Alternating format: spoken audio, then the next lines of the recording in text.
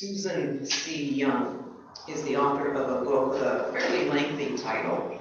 It is Release the Power of RE to the Third Power, Review, Redo, Renew for Positive Change and Transformation.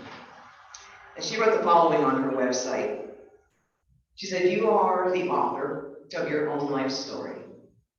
You have the leading role and get to determine how you interact with your supporting cast and other characters. Without realizing it, you may have allowed the events in your life to write your story for you, rather than taking deliberate action to write it in your own voice." I love the idea of a story. And I say that as I expand the idea to go beyond the fictional stories that we can read in books and magazines and so forth. I really resonate with the idea of a story as I see it applying to people, to organizations and institutions, to life events, perhaps every kind of life experience we can have. There are stories lying beneath all of it. The most important question we can ask is, who's writing those stories? And more specifically to us here today, who has the role of author in my life story, in your life story? And of course, the best answer to those questions is that, I am the author of mine, and you are the author of yours. And so we're going to spend some time today just exploring some ways of how we can become more grounded in and take more ownership of that role of author. So I'd like to begin by sharing a theory about humanity that was put forth by the Jesuit priest and paleontologist Pierre Teilhard de Chardin. And he's been often noted as trying to reconcile his religious faith as a priest with his more academic and scientific interests as a paleontologist. And one aspect of his work has been referred to as the visionary map for human possibility. And it's basically a theory of evolution that culminates in the development of all beings led by humanity into what he calls the Omega point. Now, if you were with us last week, you'll recall that we spent some time with a book that was authored by Unity Minister Reverend Robert Brumman, Quest for Wholeness. Another of Robert's books is called Living Originally, and in it, he offered a more detailed explanation into what this visionary map and Omega point is all about. And so the Omega point, it is a hypothetical point, and it is somewhere out there in the future, where Teilhard believed that humanity and the rest of creation would all become fully integrated into a conscious awareness of our oneness with God. This point, he believed, was the ultimate purpose for the evolutionary processes. From Teilhard's perspective, the process itself was not pushed by the past or from below. It was pulled by the future and from above by Omega. So how can we take his visionary map, that perspective, into our practice of being the author of our own life stories? Well, we can think about it this way. If evolution is not pushed from the past, then we can see ourselves as being so much more than just a product of our personal history, our personal experiences. We begin to see ourselves as being part of a much larger picture and participants in a much larger story. And being pulled by the Omega, well, I can easily see that as simply another way of being pulled by the divine, pulled by the Christ, which is that divine potential present within each and every one of us.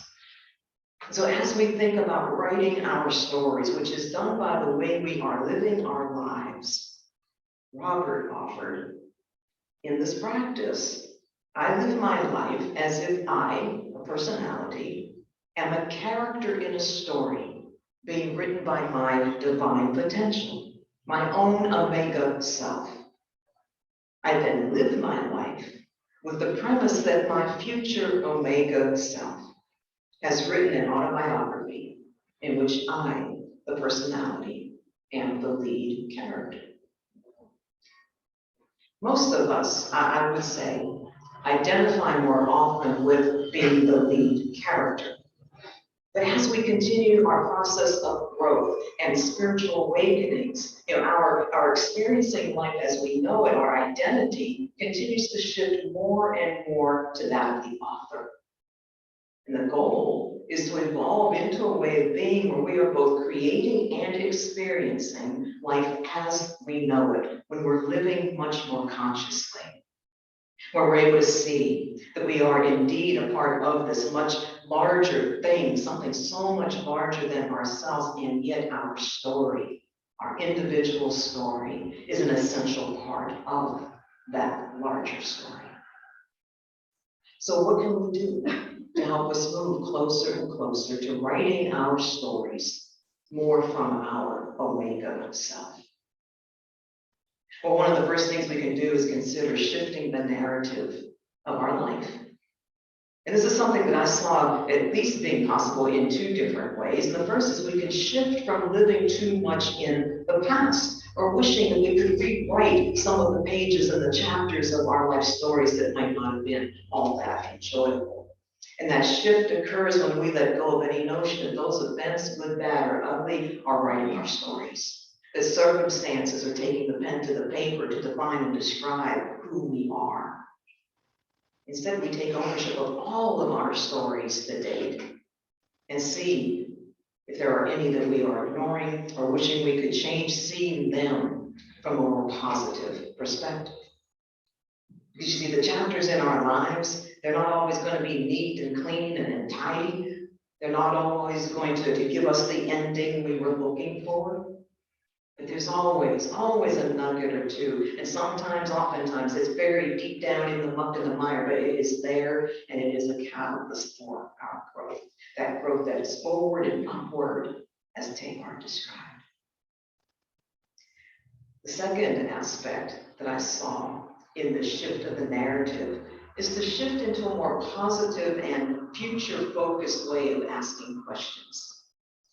So often when I'm listening to someone or I'm reading somebody's writing, about, living, life on purpose and creating our life stories, I hear questions being asked of me of what I'm not doing, what I'm running away from, what I'm giving up on. And all of that can just be reframed to feel so much more positive and engaging. And it does so by looking forward. For example, my first question, as I'm considering how I want to live my life and the stories I want my life to write, that question might be, in a perfect world with a blank slate in front of me, what do I envision my life looking like? And then holding that vision that still is somewhere out there in the future, I could continue with questions more along the lines of, what am I willing to take responsibility for? What am I willing to be accountable for? What excites me so much that I would run right towards it right now? What ignites my happiness, my joy, my peace, my contentment? What memories do remind me of my confidence and courage and strength? What is it that I want to say? What impact do I want to make? What life do I want to create and live? Those kinds of questions can just unleash all of our inner innate powers to create such positive life experiences and very powerful chapters in our life stories. And these are the same powers that we've been exploring all year long as part of Unity's 12 Powers teachings. We've been taking one each month, with this month being strength. A second thing we can do to support our being the author of our own life stories is to prioritize. Prioritize. In 2019, actor Matthew McConaughey gave the commencement address at the University of Houston. And in that address, he said, prioritize who you are, who you want to be, and don't spend time with anything that antagonizes your character. Turn that page, get off that ride. You are the author of the book of your life. So turning the page, that's another reminder to not spend too much time in the past, too much time looking back. We make so many decisions throughout the day, to say nothing of the literally millions of decisions we have made in our lives to date. And some of them turned out great and others not so much. But whichever side they land on, they are important pieces to our stories. So what I heard Mr. McConaughey saying is accept them all. But don't dwell on the mistakes. Turn that page, get off the ride that holds us back. Make the next best decision. Continue to learn, continue to grow, continue to evolve, continue writing your own story. It's not for anything or anyone else to do.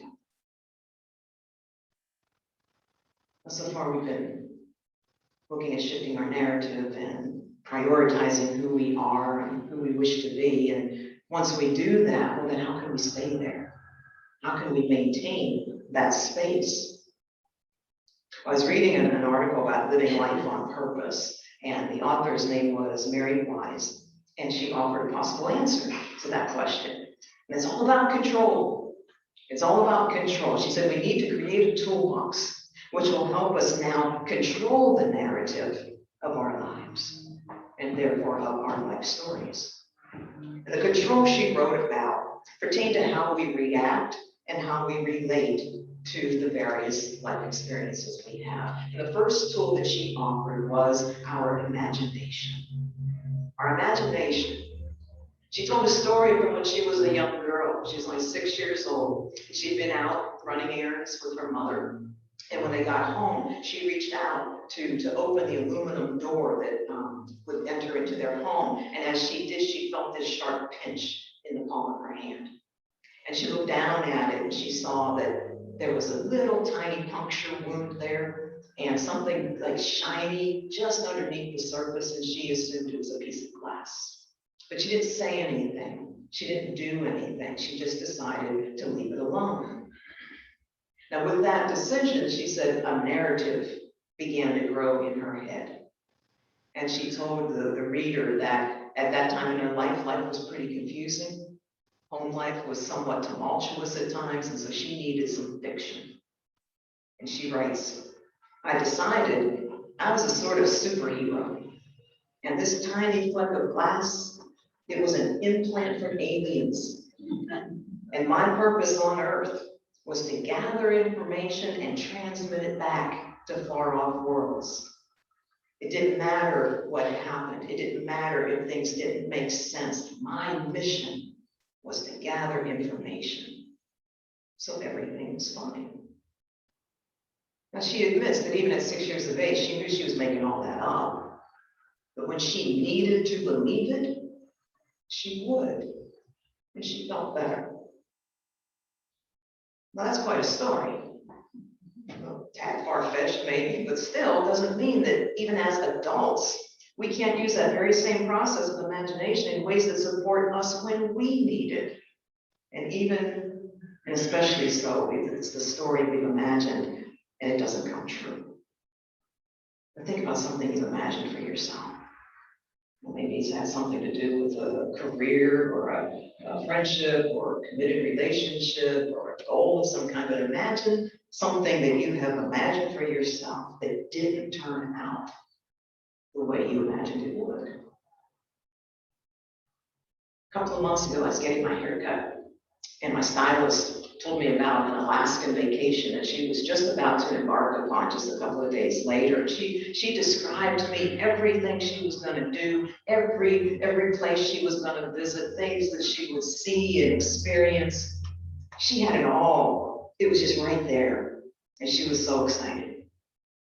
Well, a couple of days ago, I was back for another cut, and I asked her about her trip.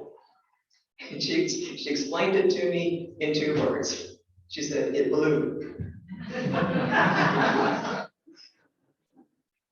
Nothing she imagined happened.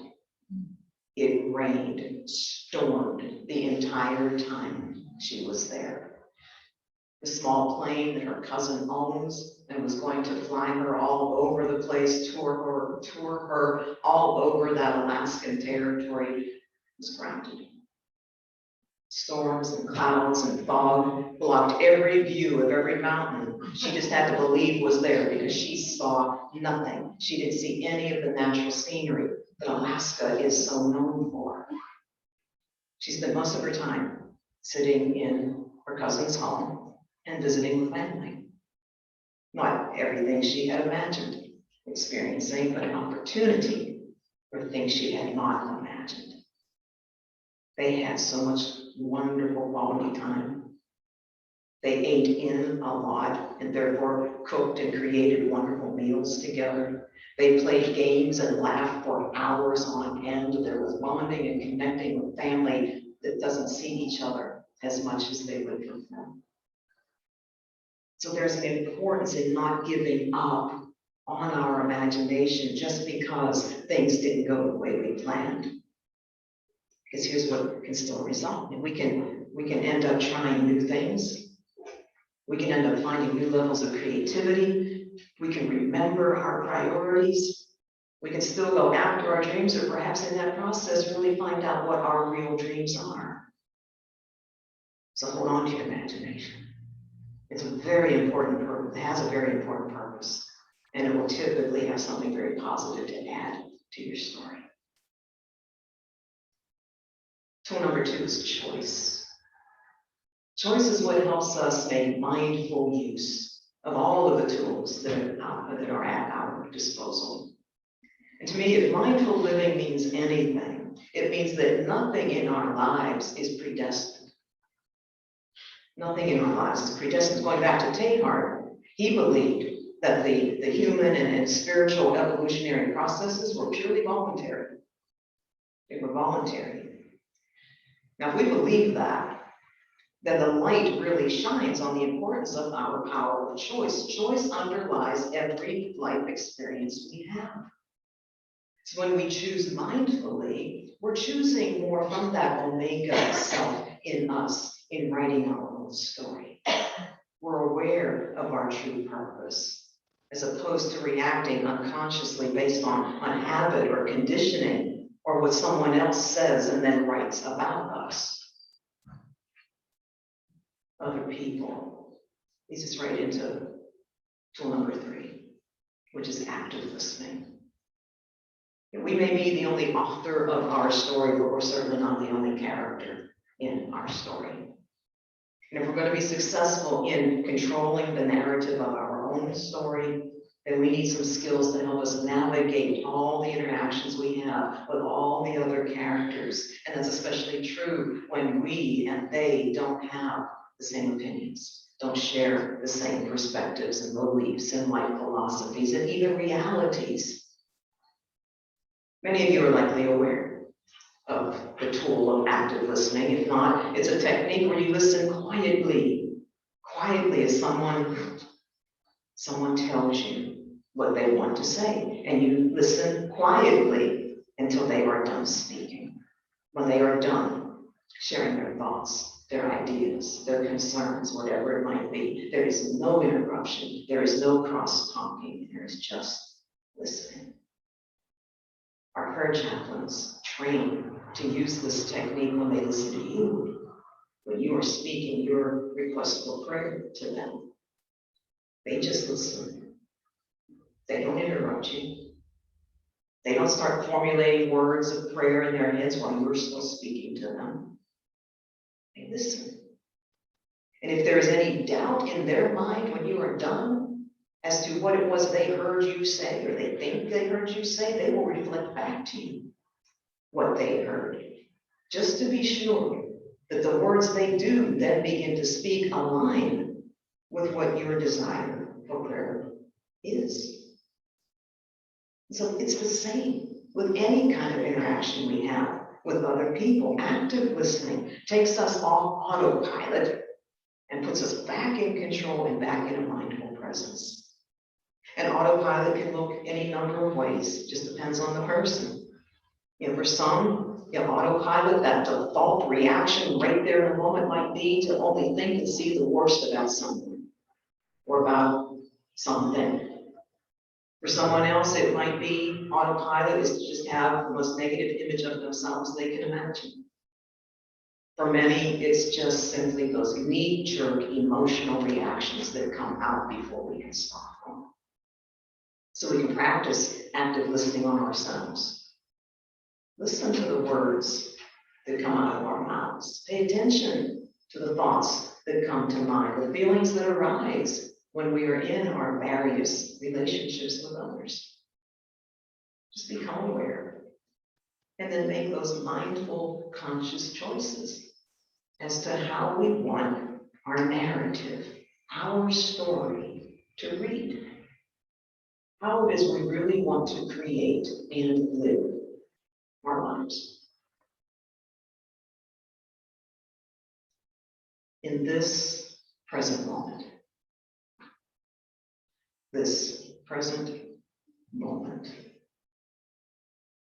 of all of the tools that I read about, those that I've shared today relative to being the author of one's own life story, I believe that this present moment is the most important one. And it didn't come to me via a book or a blog or an article. It was offered to me by Unity Worldwide Ministries and the Great Lakes Unity Region. It was also offered to all of our Board of Trustees, because in my opinion, the most important role a member of any church board has is to represent its congregation. It was offered to all of you. Now I'm going to say a few names because I want you to hear them. I want you to know them. I want you to become familiar with them as much as possible. Reverend Cynthia Vermillion Foster and Reverend Doug Dewar. Cynthia is the director and Doug is the manager of the Member Services Division that Bob referenced in his announcements earlier for our Unity Worldwide Ministries. And then Reverend Greg Coles. Greg is the regional representative for the Great Lakes region of Unity, of which we are a part. Our board and I met with these folks this past Wednesday in order that we might speak, listen, and learn about all of the services and support that they offer to churches when senior ministers depart. Now believe me, I've been on the other side of coming in when a senior minister has left, and now I'm on my third departure from a church that I have served in one form or another. So believe me, there are a lot of forms and timelines and details and planning and processes that get triggered when change like this occurs. There are questions and discussions and visioning and revisiting and more that are a part of it. And there was a bit of discussion that touched ever so briefly on all of those various pieces on Wednesday. But then Doug said, now is not the time to focus on that. Now is the time to be present to this moment. And he shared what he meant by that. He meant that this present moment was one playing out through the end of this month. A moment at that time of a couple more Sunday services that we would share. Goodbyes already beginning to be spoken. A farewell reception to take place. It was the most profound moment of our meeting for me. See, because in this moment, it's where life is happening. It's where life is happening. And if we run too fast into the future, we haven't even begun to envision just yet, we're going to miss an important part of our lives. We're going to have some blank pages in the book that is our life story. And so on Wednesday, the narrative got shifted. Priorities were realigned a little bit. And it felt as if we had all of us, even those in the support organizations, we had all regained a little bit more control over something that sometimes can feel so big, so large, and so out of our control. Okay, there's one more week in the final chapter of our shared life story to write. And then the narrative's going to shift again. to a new chapter and to new stories. And when that time comes to start, and you step into that space with that blank slate in front of you, imagining the next perfect iteration of this ministry, stay present to the moment at hand, because it's the only one there is. And that present moment holds so much for you. It holds life as it is happening. It is your point of power. It is where all potential and possibility exists. It is where you are given the chance to choose. It is where your pens will be put to paper so that you can continue telling everyone what it is you wish to create and live as unity of Traverse City. And I'm going to be first in line to get a signed copy. God bless you all.